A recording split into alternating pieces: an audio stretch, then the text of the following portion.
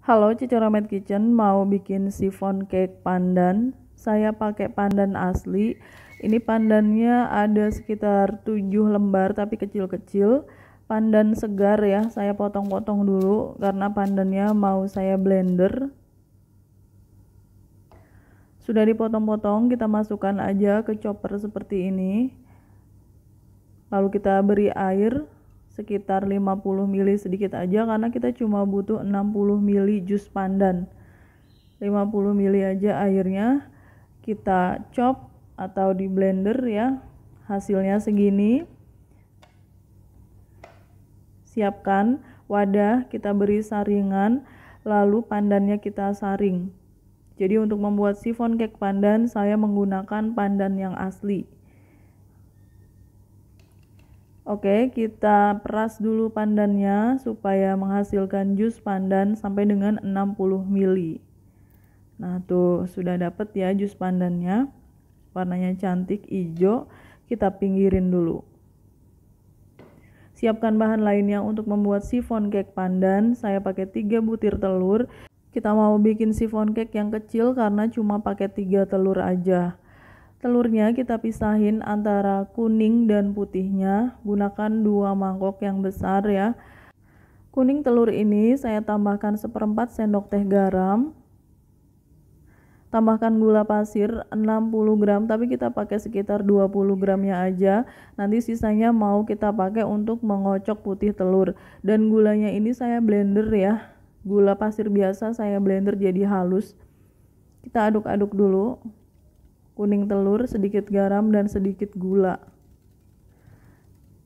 Lalu tambahkan minyak goreng. Saya pakai 2 sendok makan minyak goreng. Masukkan 2 sendok. Boleh kalian gunakan minyak goreng apapun, yang penting gak ada aroma apa-apa.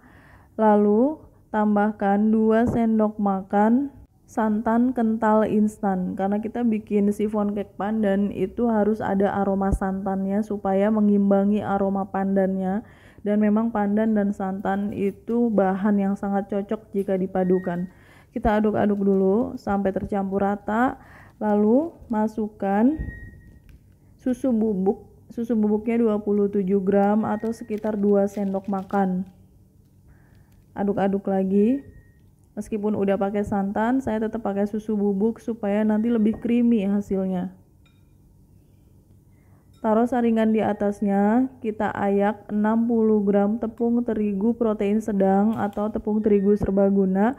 Kita ayak aja tepungnya langsung di atas adonan kuning telur itu. Aduk lagi.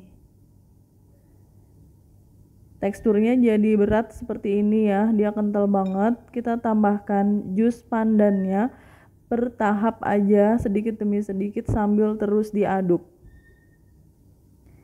Bagi kalian yang baru bergabung dengan Cici Romet Kitchen, silahkan subscribe channel ini. Kalau kalian mau belajar masakan rumahan sehari-hari sampai dengan masakan internasional, subscribe ya. Jus pandannya udah masuk semua. Tapi saya tetap menambahkan essence pandan karena kalau cuma pakai pandan asli warnanya nggak bisa hijau. Saya pakai essence pandan beberapa tetes aja, ini untuk membantu warnanya jadi lebih cerah hijaunya ya. Ini optional, kalau kalian nggak mau pakai juga nggak apa-apa, kan udah pakai jus pandan, ngapain pakai pasta pandan, ya udah nggak usah pakai, nggak apa-apa. Tapi karena saya mau ini warnanya cantik, jadi tetap pakai essence pandan. Sudah tercampur rata, kita pinggirin dulu dan kita mau mengocok putih telur dengan gula yang sisanya tadi itu. Dan saya tambahkan 1 sendok teh air jeruk nipis. Gunanya air jeruk nipis itu, satu supaya putih telurnya itu nggak amis, yang kedua dia sebagai penstabil. Kalau nggak ada jeruk nipis digantinya dengan cream of tartar, tapi saya lebih suka pakai jeruk nipis untuk menstabilkan putih telurnya itu supaya lebih kokoh. Masukkan air jeruk nipisnya ke putih telur, kocok dengan kecepatan yang paling tinggi sampai mengembang. Lalu kita masukkan gula pasirnya perlahan-lahan, bertahap aja. Jadi ini tuh sebenarnya gula pasir saya blender karena saya nggak punya custard sugar atau gula yang butirannya halus. Jadi saya blender. Kalau kalian nggak punya blender bisa diulek sih gulanya itu. Pokoknya jangan gula yang kasar, supaya kuenya nanti bisa cantik ya, berhasil gitu. Lanjutkan mengocok putih telur, gula, dan air jeruk nipis ini sampai putih telurnya mengembang dan kaku. Matikan speednya.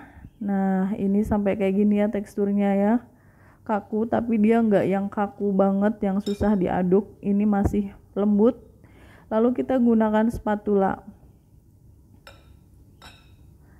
Ini adonan pandannya kita aduk pakai spatula ya, udah nggak boleh pakai balon whisk lagi, dan ngaduknya harus pelan-pelan dari bawah ke atas, sistem folding, melipat-lipat gitu gerakannya.